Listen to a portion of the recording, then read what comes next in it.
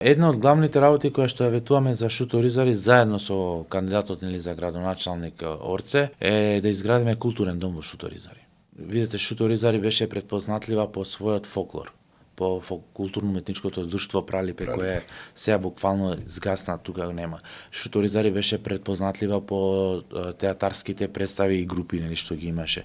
Нема кој да ги поддржува писателите на книги, што се авторите.